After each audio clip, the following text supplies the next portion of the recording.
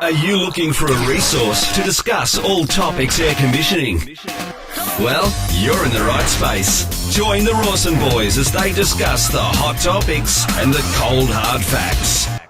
This is the Air Conditioning Podcast. G'day guys, and welcome to another edition of the Air Conditioning Podcast, where we talk about all things air conditioning, the hot topics and the cold hard facts, Brad. Cold hard facts. And it's been another wintry week in the south of Australia. It's a cold week. Yeah. It's good for business. So plenty going on. Breakdowns, service calls, getting some installs. good installs. Yeah. Nice VRV job on the go with I think 30 indoor cassette units, which was quite good. That's a good one. Good job. Yeah, two-story building. Yeah. What did you do last night? I was watching the footy. Well, I think I fell asleep on the couch. It's not like you, Brad. Maybe with a beer in my hand. 11-10 Reds under your belt. Yeah, that's it. What was Essendon and Gold Coast last night? Yeah, it's a draw, apparently. Good game. Yeah, pretty came intense. down the last kick. But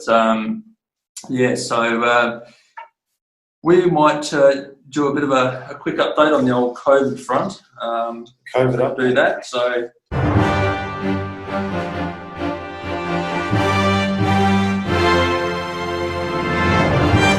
Globally, we are currently sitting at 20.4 million confirmed cases, if you don't mind. 12.6 million have recovered, and a staggering 745,000 deaths, Brad, which is just devastating. Australia, 22,127 confirmed cases, 12,774 recovered, 352 deaths. No new cases in SA. That's good. Which is a positive thing. Victoria, on the other hand, grim. They've got like nearly 8,000 cases at the moment, which is starting to. They've said they had 410. They had 429 cases in the last 24 hours, and that's actually starting to turn down a little bit. So that's we hope it keeps trending that way, I suppose. But it's Victorian stage 4 lockdown, so we feel your pain, guys. We're sorry to hear that. And New Zealand. They were over 100 days COVID-free, and then they had a cluster this week. I reckon they have come in on the transport with some with the goods. Yeah, right. Transport goods. Not good at all. So, guys, don't forget to wash your hands, sanitise, socially distance, stay at home, wear a bloody mask. Don't be one of these tossers from Bunnings that the anti-maskers. Anti-maskers. Look, it won't kill you to wear a mask. That's exactly right. But you might kill someone else if you don't. Yeah, that's exactly right. That was not bad, actually. I like that. I could put that on a t-shirt, I reckon. That's good. Guys, we're really excited today. We've got another international guest, Brad. Another international guest. All the way from the US. They're actually based in Austin, Texas. It's a company called Interplay Learning. And they are a platform that has redefined hands-on training by embracing advanced technologies such as 3D simulation, virtual reality, and making learning exponentially faster and more powerful than the traditional methods. So joining us on the show today, guys, is the founder and CEO, Donovan. Welcome to the show, mate. Thanks. Thank you for having me. Pleasure to have you on. We appreciate you giving your time up, and it's 6:30 p.m. over there or thereabouts, so you're just winding your day up and we're just getting started. So, mate, exciting what you guys are doing over there. Can you tell us a bit more and share with our listeners what you guys do?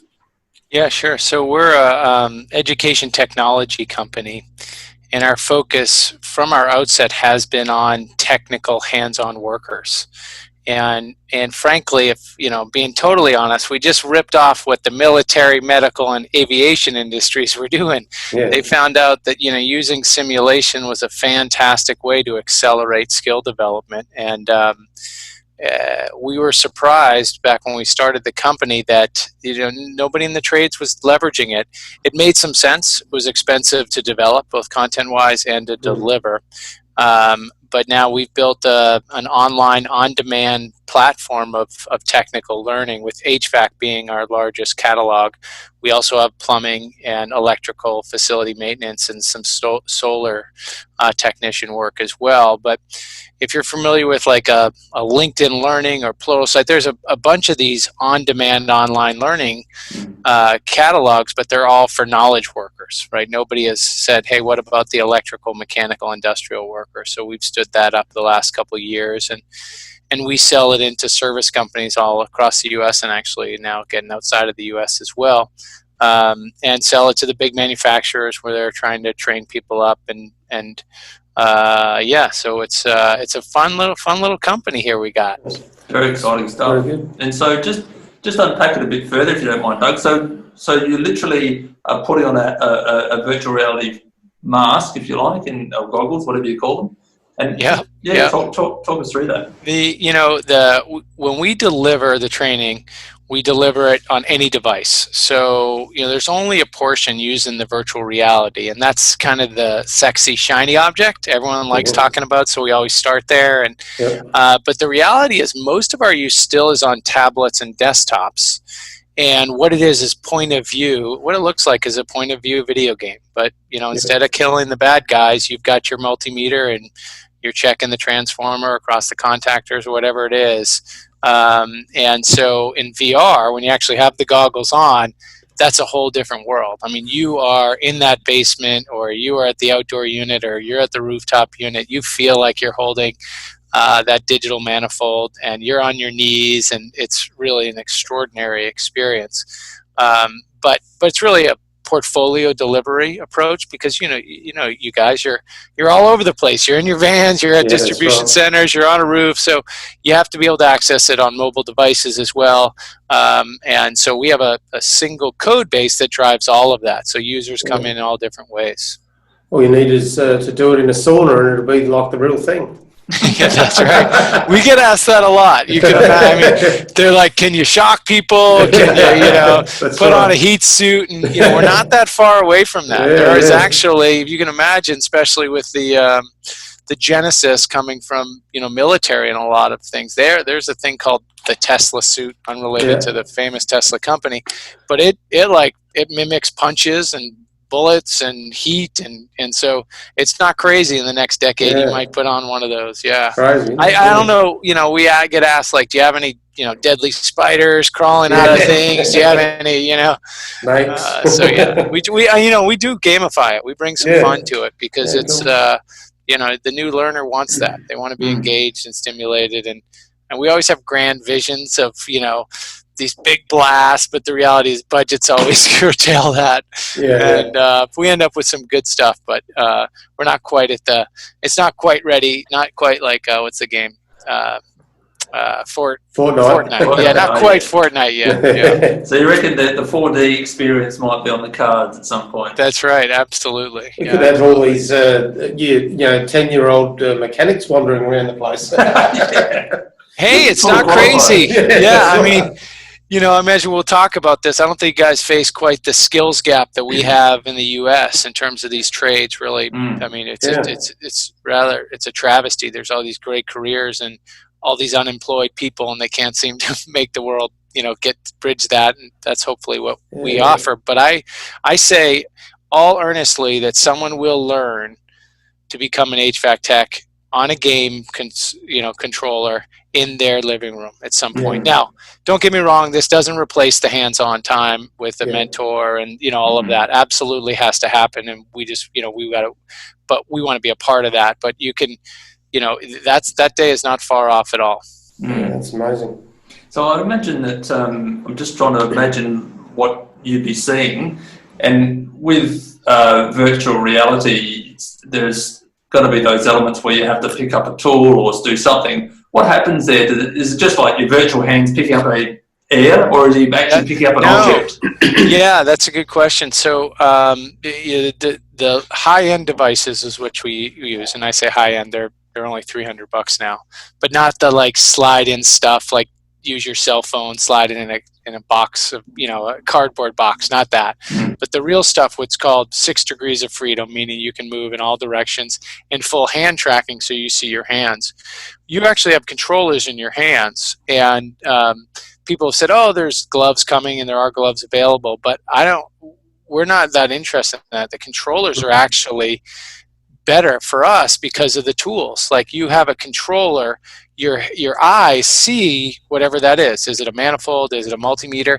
And that controller provides the weight. So you're convinced it's there. Your brain, the thing about the VR, once you've tried it, and it's a joy of my life now to give people that first time experience, because it just blows their mind, right? Yeah. Especially experts, tradespeople, when they see their own stuff, like, this is a real heat pump and this multimeter actually works, and when they see their real stuff. So you're holding that tool. Your brain doesn't know how to be in two places. So you might be sitting in, the room you're sitting in now, but when you put that headset on and you grab those controllers and you see your hands, and you have these floating hands out there. When you grab a device, or, in certain ones you sort of pop the device in their hand, you think it's there. Your brain doesn't know how to differentiate. And it's not photorealistic, but your brain doesn't care. Once you're in there and you see your hands moving, you're pretty much there. So I love watching technicians go through it, fix something, faulty thermistor or something, and then take off their headset and look at me and just go, holy cow, that was incredible. That was cool. That's awesome. So do you guys, do you have brand specific software? So for the manufacturers? Yeah, great question. So what we do is, online we have a big general agnostic learning, right? Like, fundamentally, a lot of times, they're kind of donkey systems where if you're an expert, you might be like, oh, that was clearly a train coil or AOC board or whatever. But we'll put together, just like you would in a trade school, in a book, you try to sort of anonymize it a little bit. And so you learn the fundamentals. And that sits in the general catalog. But then we have deals with all the bigs, Carrier, Rheem, Rude, Goodman, Daikin, Amana, right down the line, JCI, Gree. And we'll do specific builds for them.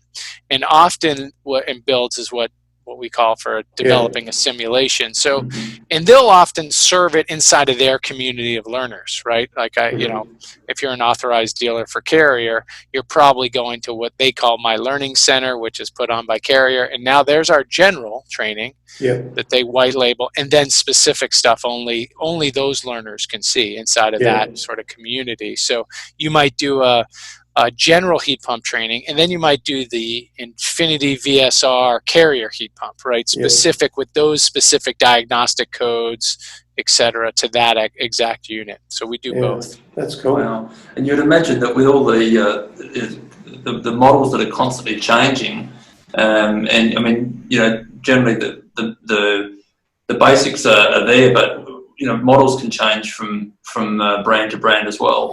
So I imagine that'd be a logistical nightmare trying to keep up to date with all that stuff, wouldn't it?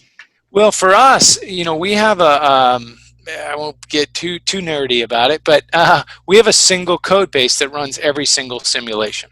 And the content is actually different than the code, meaning the code that tells you how to pick up a multimeter is separate than what you're actually picking up, right? And so for us to change things on that last layer is actually pretty easy. And that's one of the things. It's not like, you film a movie. Let's say we did a video training out in the field with you guys, and we edit it up and it's a wrap, right? And they say it's a wrap for a reason. You're not going back in and changing anything. Well, for us, we change lines of code, or we change out art, or it's no longer diagnostic code 37. The numbers have changed, and we got to go in and make edits. But that's actually considerably easier than in most ways you're trying to train on this type of stuff. Yeah, that's cool. Yeah. And your team, mate, looking at your website, they have lots of huge amounts of experience and vast sort of backgrounds. I noticed that your Chief Technology Officer, Rogan Griffin, he previously worked for Pixar Animations. So has that he's brought those skills to what you do? Exactly. So that's a handy person to have, I would have thought. Yeah, he's fantastic. And when he joined the company, I mean, we were we were kind of a professional services style shop for 6 years, but really the company we're talking about now started in 2016 when we saw this big gaping hole in the market for this need, this training. And if we were going to do it, we had to do it in a scalable fashion, right? Those professional services days, every simulation was independent. And I mentioned that single code base. So he's the one who came in, and he was working on scaling animation at Pixar. And that was his job. He was in that department and leading that effort. And they were doing it because Pixar was getting their ass handed to them by these smaller studios who were building things way faster. Yeah. And so they said, how do we build faster? And so when he came over, he already had the vision of this is how you scale this type of thing. And so, he's been critical to building the authoring engine. We call it VOLT, which stands for Vocational Online Learning Technology, but that was really his brainchild that got this thing going. Yeah. And you guys are, we're not seeing it as much here in terms of the skills gap. You're seeing that a lot over in the US with the baby boomers are starting to retire, and that's right. It's massive, and it's it's a shame because like my generation in the US, there's 33 million of us. The baby boomers, there's 70 plus. So already we're at a huge disadvantage numbers wise. And my generation in the 80s, right? You were told you go to get a 4-year degree and you become a lawyer, and there was sort of this stigma around, don't work with your hands. That's sort of that's the old way, and so there's big movement to that. So you just had this huge gap where nobody was entering these, or very few people were entering these trades, and it's a shame now because then you lost a lot of vocational programs, a lot of the apprenticeship stuff started going away, numbers really dropped, and now you have 2 decades later, got this huge gap, and you don't have an infrastructure to really accelerate, stand it up again. Yeah. And frankly, for us, that's a big opportunity, as you can imagine, right? Because we can step in pretty quickly and help stand that up. So it's, it's part of what the business opportunity was when we pursued it. But it's fun now to be a part of that solution because these are such rewarding careers that, where the narrative has changed now a little bit.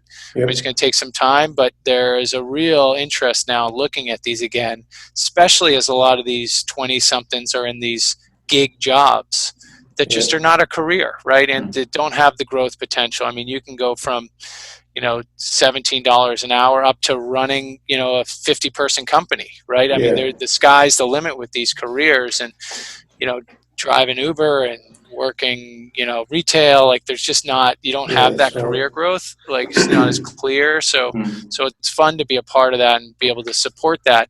The company, our company, we say a lot, like mission driven around better careers mean better lives. And that really, it makes it easy to show up here every day when we know we're seeing that. We hear it from our customers. It's fun. Yeah. Yeah, we're not seeing that. We haven't seen that here, have we? It's kind of In fact, it's gone almost the other way. Yeah. Where they sort of watered down the licensing and so forth. So it brought all of the lots of other trades into our trade, and not necessarily they haven't been trained the right way. So it's not an ideal world when that happens, but so it's probably the opposite problem to what you've got. We have a lot of what do they call it, regulatory capture, where the barriers are too high, and every state it's like this patchwork of certification. You need this license in this state, but you need a different license in this state, and if there's going to be a national response to this skills gap, somebody would have to address that. I don't see that happening. We can't seem to have a political discourse of any value here, but that was something that we'd have to tackle for sure. Yeah, for sure. And have you guys got any plans of moving outside of the US, or are you outside of the US already? Yeah, definitely. So we've just started globalizing the platform, or building editors to globalize it rather. And we'll start with Spanish. We have like Spanish subtitles in the US. You can imagine a lot of workers in these trades are Spanish speakers, and so we'll start with that. So, And yeah, we have conversations going on with the country of South Africa. We have some folks in Australia. GSES is licensing our solar training. Yep.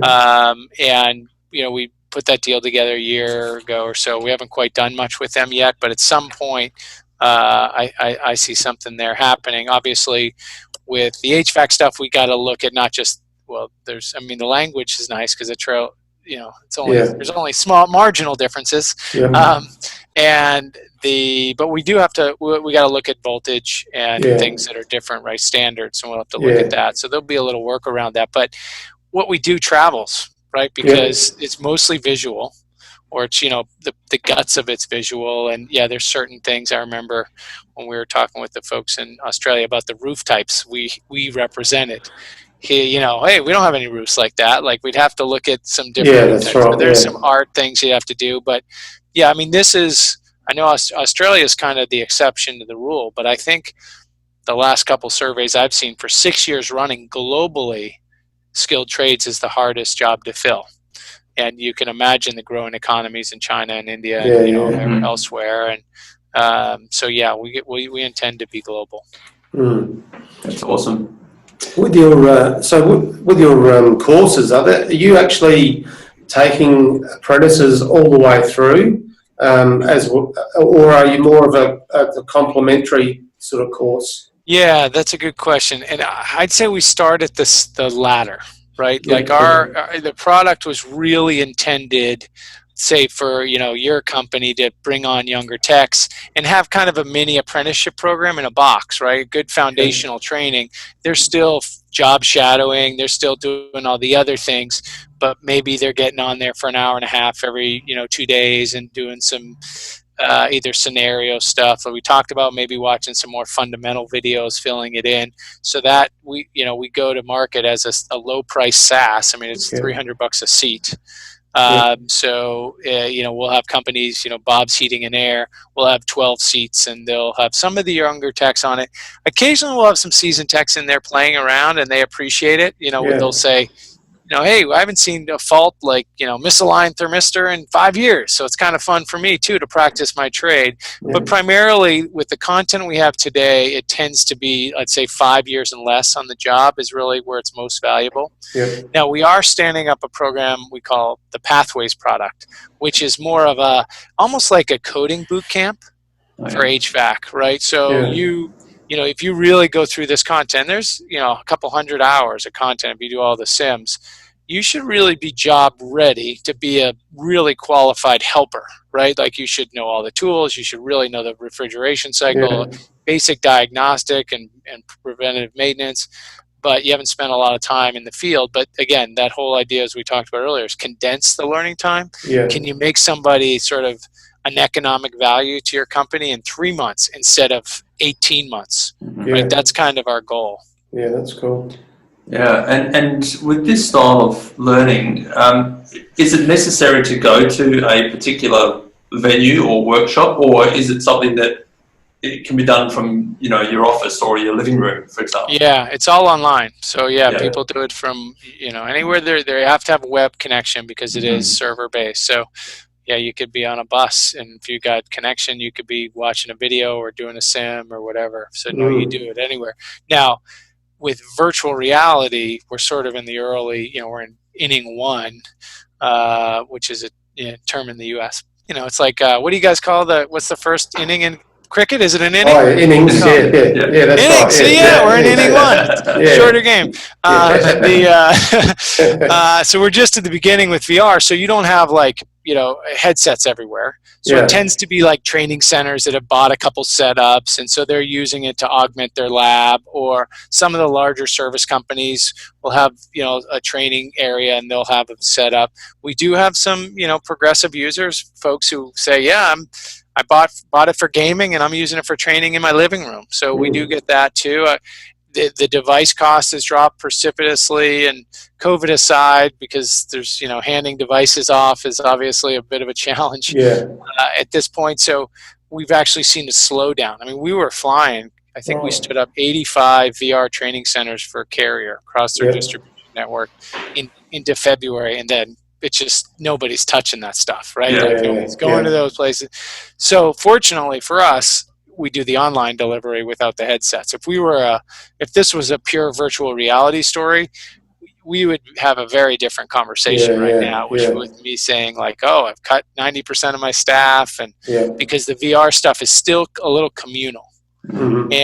And someday it won't be, right? Someday you will have a $300 headset that you're going to pop on and do what you need to do on it. But right now it's still communal. So fortunately for us, because of our online delivery, our business is actually really accelerated.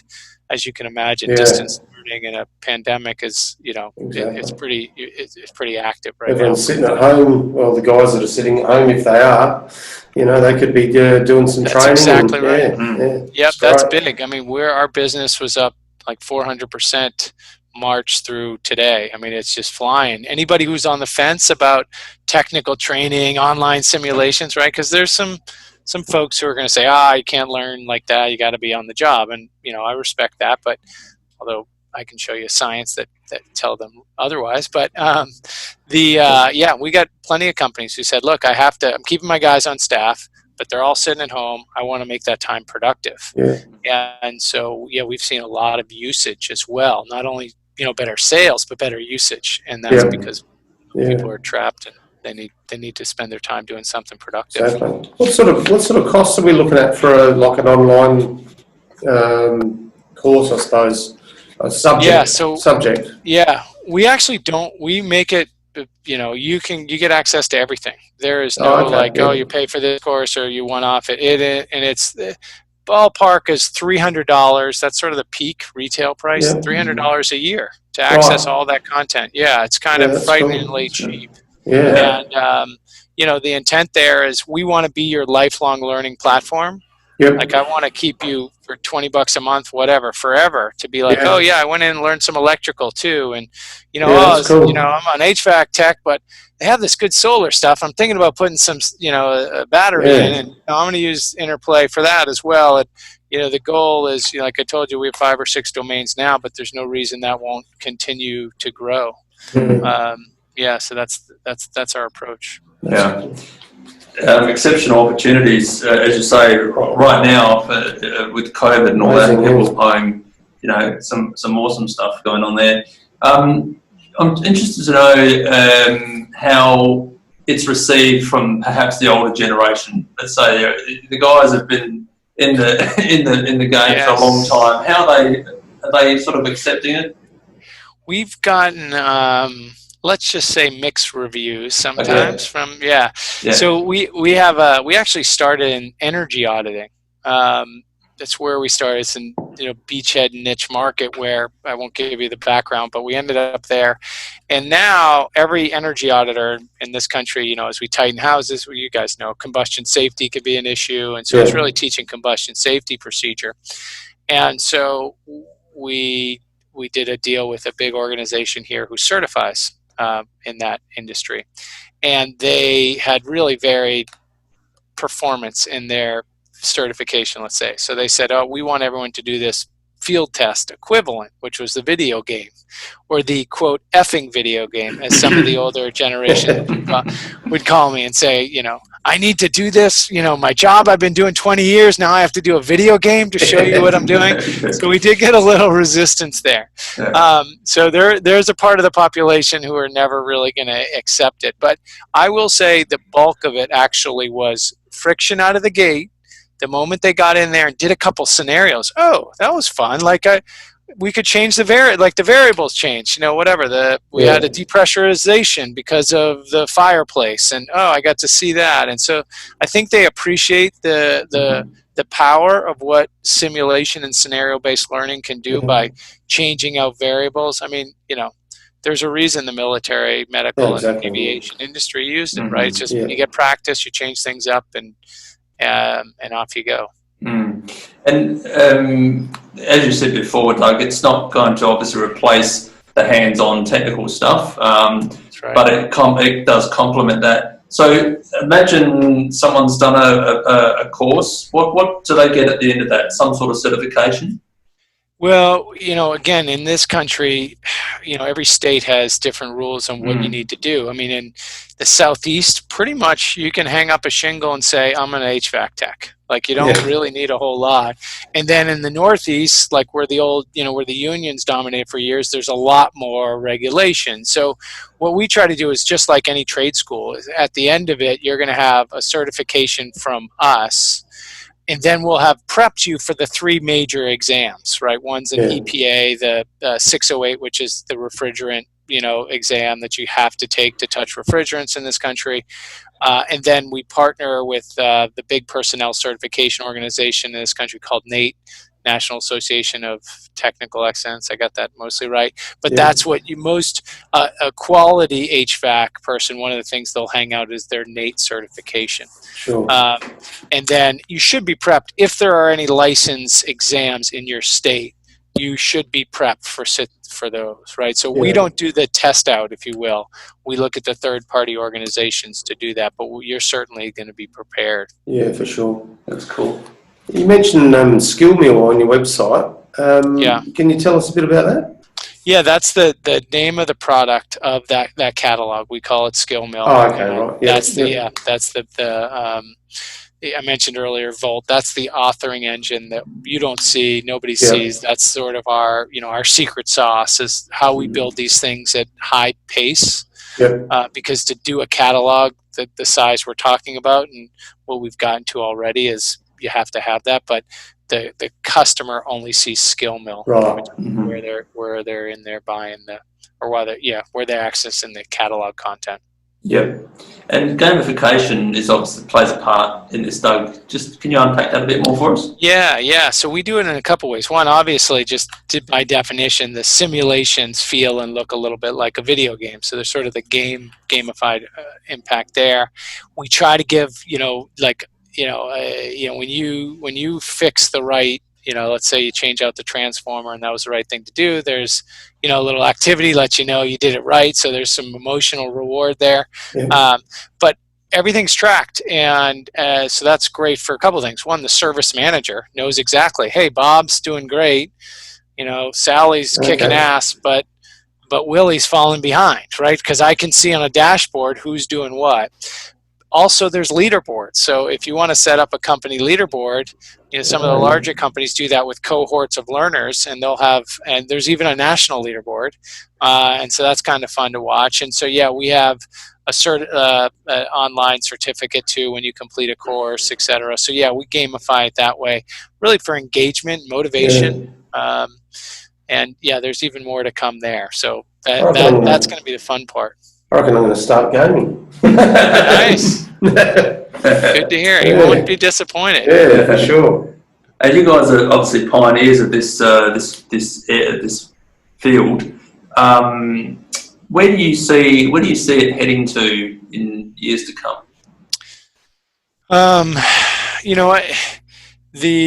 think you guys are a little more advanced than us in the sense that our setup here in this country tends to be like school, work.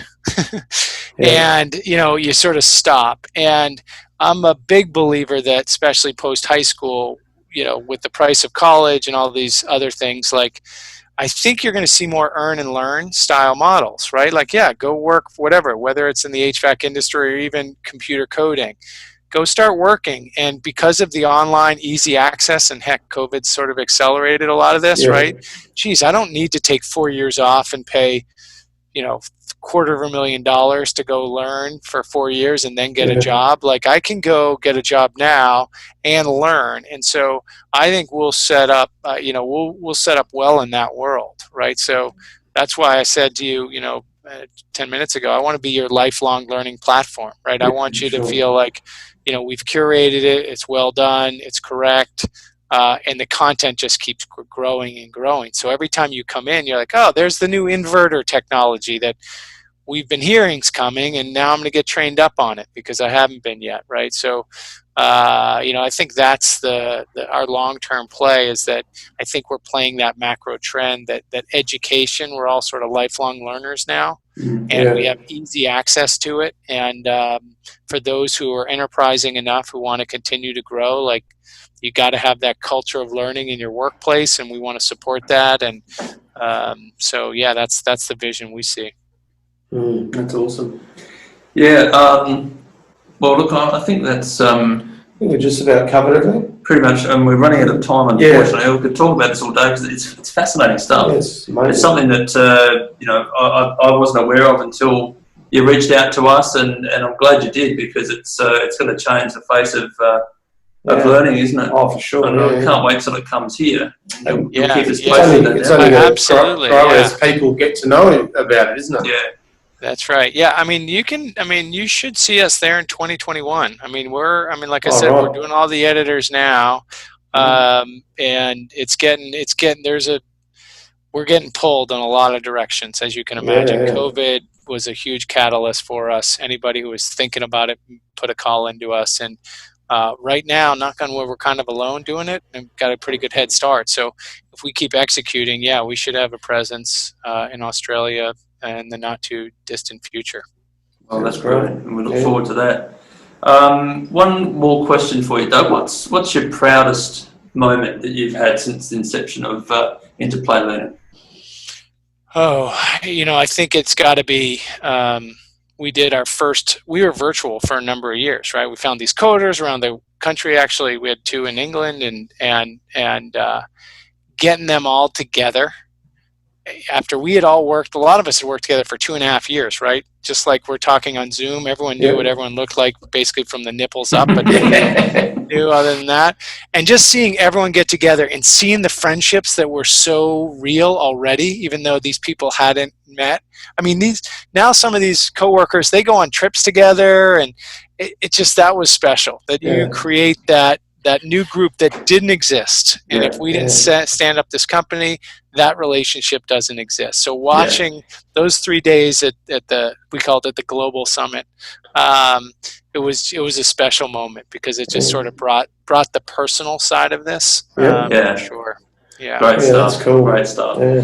All right. Well, again, we look forward to seeing you guys here in Australia. So can't happen soon enough. But I reckon it's time, Brad. I think we should jump into the next round, which is the fun bit, Doug, which is called Keeping It Cool on the Hot Seat. You ready for this? I think so. We'll see. All right. Are you drinking a stout there, or what is that? It's a Guinness. That's all right, nice. It's 6:30. It's 6:30 here. Chef, I could handle one right now. Yeah, that's right. Brad's often having brekkie beers. only on a long weekend.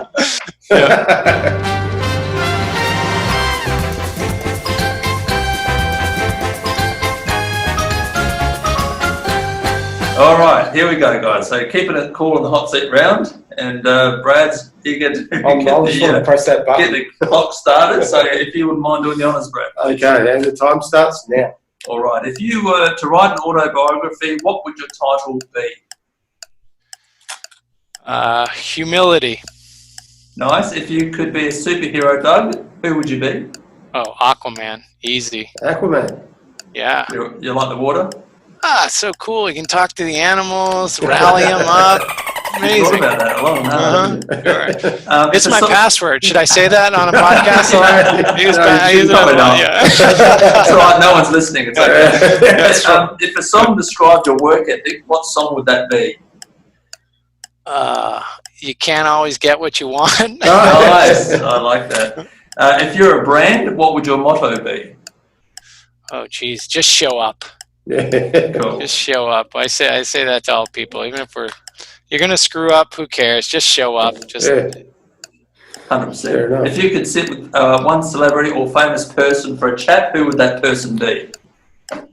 Right now, definitely Bill Gates. Not only the technical background, but his command of this infectious disease. Like he's a special. He's a special human. Yeah.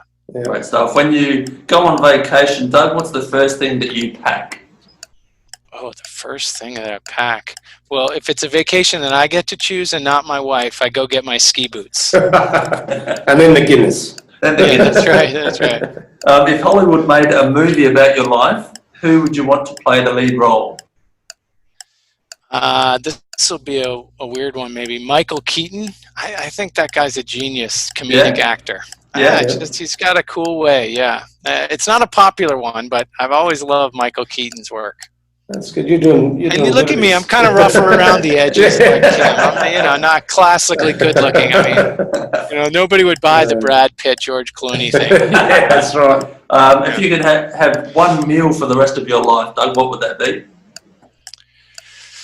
Probably chicken parmesan. Oh, I'll second that motion. Using a scale of 1 to 10, rate yourself on your weirdness. My weirdness, probably a 4. Depending on who you ask. My wife thinks I'm a 8. Describe yourself in 3 words. Oh, geez. I mean, these are hard.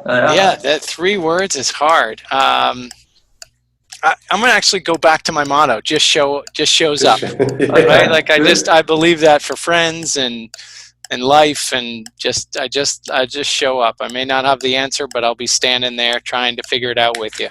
Tick. Name one thing that everyone looks weird doing. Well, I'll say virtual reality the first couple times.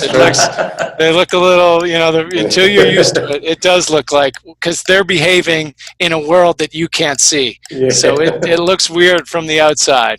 Almost need a harness. Yeah, that's right. Have you ever had a sick day when you weren't really sick, Doug? Oh, sure, yeah, but not in this job. This is right, okay. Different. Yeah, but yeah, plenty. The previous life. Nice. That's right. And finally, Doug, your porn star name. Porn star. I mean, it's got to be Sticky Wicket. Do you like cricket? Well, I like it enough, but that term just sticks in your head and just says so much. Yeah, that's right. Conjures up so many thoughts. It just. Yeah. I'm not even going to comment on it. No, especially don't. I might incriminate myself. Oh, there you go. Well, that's all good, mate. You got through that, so well done. All right. Well, thank you for having me, guys. This off your brow now. Yeah, I hope none of my employees listen to that last part. Mate, we just want to say thank you for coming on. And Doug, if people want to get in touch and check you guys out, where can they find you? Best is interplaylearning.com. INTER play learning. Interplaylearning.com. Yeah, it's all there. Brilliant, mate. And as per usual, we'll put a link to that in our show notes so people can find you there as well. Sure, yeah. But, mate, thank you again.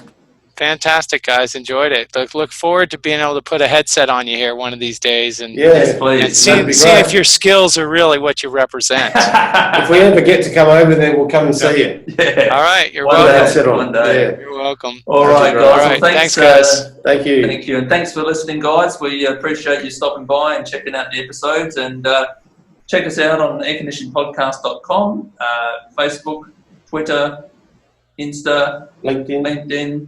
All of those. The whole gamut, you know where to find us. But and leave a, what do you call it? A review. A review, that's right. A review would be nice. Again, can't emphasise that enough because that helps with our discoverability, Brad. Yeah, definitely. And that's what this podcast is about, is getting the message out there and creating the discussion. So let's get the reviews going, guys. We would very much appreciate that. Also, I just wanted to say thank you to our loyal listeners. They're bloody legends, aren't they? Yeah. Yep. Because with your downloads, your reviews, we actually hit a milestone this week, Brad. Did we? In the top 250 Apple podcasts under How To, we ranked at number 10. No way. Ta-da! That's amazing. That's good, isn't it? There you go. So there you go. So that's how important they are, mate. Keep them coming, and until the next episode, Brad. Arrivederci. Good night, guys. That's all for this episode of the Air Conditioning Podcast. Be sure to stop by at airconditioningpodcast.com to connect with us, as well as on Facebook and Twitter, and join in the conversation. Until next time, stay tuned, stay positive, and stay cool.